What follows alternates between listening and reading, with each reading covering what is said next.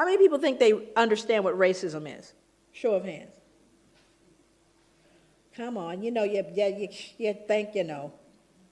I'm not suggesting I know. I just have a couple of definitions that kind of came to me as I thought about it. How many people think there are white racists? That there are white racists out there? How many think there are black racists out there? Okay. Now, this is an interesting thing because this becomes important as we begin to define concepts. Now, I do that. I usually define concepts all the way. But one of the things that I do is I try to help people get a picture of what I mean by racism. So tell me how it is. The first category is white racism, then we'll deal with black racism. So white racism.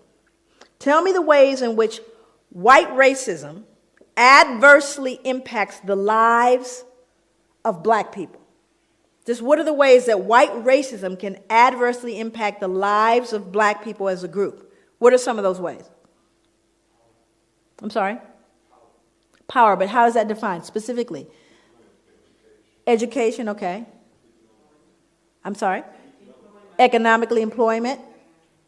What else? Housing, what else? Policing. Why are we here today? Healthcare, okay. Now, we could actually kind of grow that list. Now we're going to move over to black racism. Tell me the ways in which black racism adversely impacts the lives of white people as an entire group. Thank you. The reason why you become silent, there's one that always comes up, and that's fear.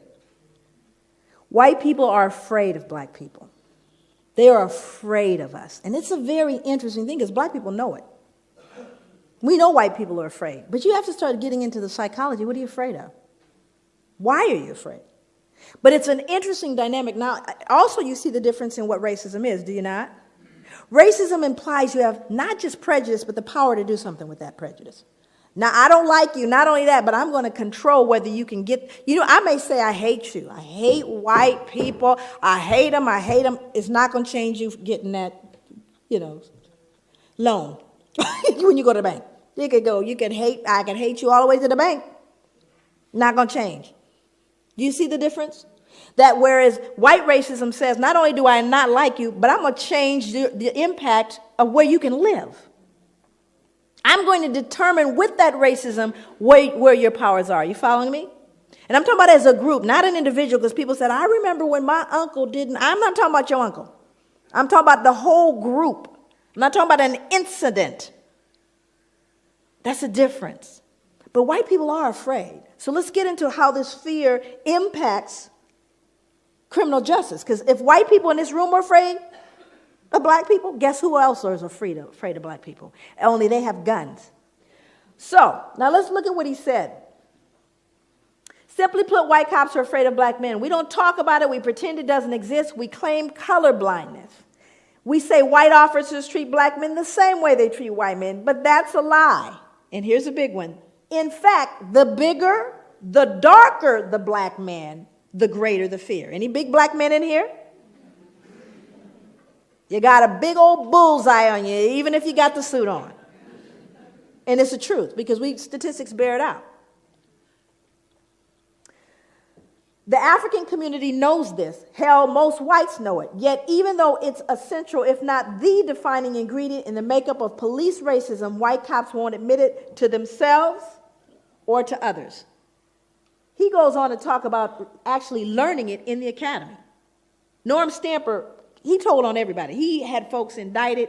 He now lives in a cabin on a mountain somewhere in the San Juan Islands. That's where he lives. Nobody knows where he lives because he knows they're coming after him, and they have. This is a statement from the book also. Race and class discrimination are all too real in every phase of the criminal justice system, from arrest to sentencing. Impoverished black defendants, and this is going to sound familiar to you, are far more likely to wind up on death row than richer middle-class whites, or the 3,000, and of the 3,700 inmates now awaiting execution nationwide, 43% are African American. Black defendants are not accorded the same due process rights as whites. Their cases are not given the same scrutiny and consideration afforded to white defendants. Not now, Not ever, not in this country. This is what the man said. It was dismal. But he doesn't believe it's possible in the current system. So what we have to realize is we need to be realistic about that. So what I have to do is teach my sons how to navigate this, do I not? Doesn't matter what I think and, oh, baby, we are the world. No, this is real.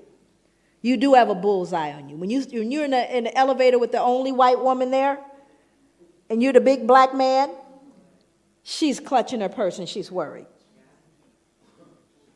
That's a reality. And if you startle her too much, it used to mean you get lynched. Matter of fact, I think she could scream rape now and you'd get taken down.